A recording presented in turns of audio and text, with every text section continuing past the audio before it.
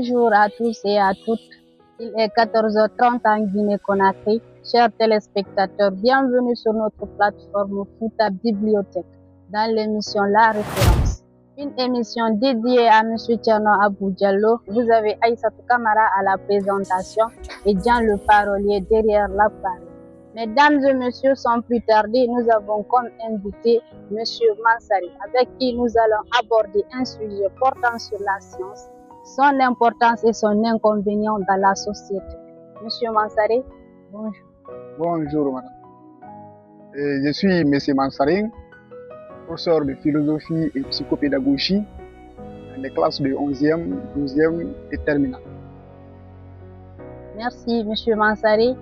Si possible, pouvez-vous nous parler un peu sur votre parcours scolaire et professionnel pour encourager les téléspectateurs, surtout les élèves ou étudiants qui étudient en ce moment? Eh bien, je n'ai pas grand-chose à dire concernant mon cursus scolaire. Mais pour des raisons de précision et de clarification, mon parcours scolaire commence dans les années 2004. Et je veux dire le secondaire entre Lélessa, mon village natal, et Kassadou, ma sous-préfecture, et Gekedou, ma préfecture. Les études au cours desquelles j'ai découvert la philosophie au lycée Tito de Gekedou. Maintenant, intéressé par la réflexion critique, par l'analyse et par la connaissance, j'ai poursuivi mes études universitaires. En philosophie et psychopédagogie.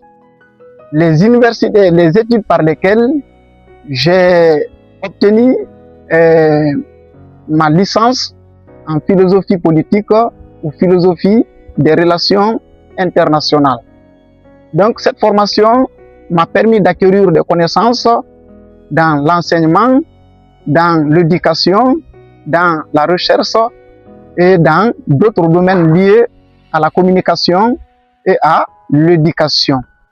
Donc, sur le plan professionnel, mon parcours commence dans les années 2020.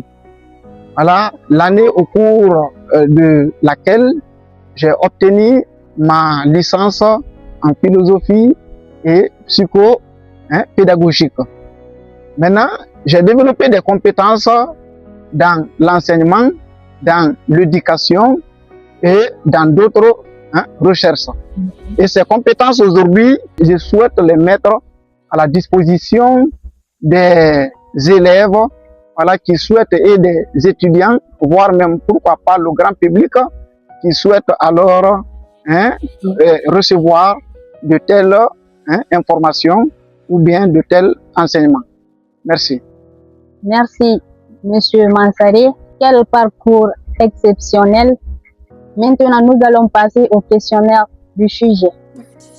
Les citoyens ordinaires bénéficient des avancées scientifiques, mais ils comprennent parfois difficilement les enjeux qui les entourent. Selon vous, quelle place l'éducation philosophique devrait-elle occuper pour permettre aux populations de porter un regard critique sur la science? Bien, comme la philosophie, on dit, c'est une réflexion, c'est l'analyse, c'est la critique. Le philosophe n'a pas un domaine bien précis, mais le philosophe doit aller dans tous les domaines. Maintenant, par rapport à la philosophie et à la science et la science, d'abord, je peux dire, ont cheminé ensemble pendant des années. Avant, la philosophie et la science étaient ensemble. Et c'est Aristote qui disait que la philosophie est la connaissance de la totalité de tout ce qui existe. Parce que et la science et la philosophie, on ne pouvait pas les dissocier pendant l'Antiquité. Mais je peux d'abord dire que la science alors est le dernier mode de connaissance, d'ailleurs le plus dominant. Le premier mode de connaissance, c'est le mythe. Le deuxième mode de connaissance, c'est la religion. Le troisième mode de connaissance, c'est la philosophie. Et le quatrième mode de connaissance, c'est la science. Mais ce mode de connaissance aujourd'hui qui est devenu le plus dominant, alors est la dernière génération de la philosophie. Parce que la philosophie avant, c'est elle qui gouvernait toutes les autres disciplines, c'est elle qui dominait toutes les autres disciplines et c'est elle qui donnait un cadre aux autres disciplines. Mais cette science-là, arrivée à un moment donné de son évolution, s'est séparée de la philosophie, s'est débarrassée de la philosophie. Mais la science ne s'est pas limitée à se séparer de la philosophie, elle a lancé des pierres à la philosophie et aux philosophes. Maintenant, dans l'Antiquité, la science était considérée comme la philosophie de la nature. C'est-à-dire que la science était une partie intégrante de la philosophie.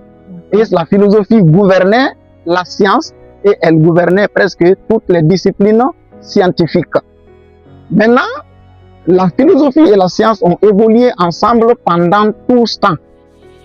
Maintenant, arrivé au IVe siècle, les mathématiques ont été les premiers alors à se débarrasser de la philosophie avec les travaux d'Euclide.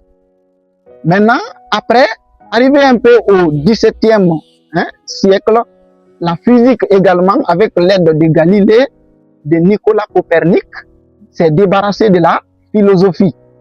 Maintenant, au XIXe siècle, la chimie avec Lavoisier s'est débarrassée de la philosophie. Au XVIIIe siècle, voire même XIXe siècle, la biologie avec Claude Bernard s'est aussi séparée de la philosophie. Donc la philosophie alors a perdu ses filles. Elle a perdu ses filles.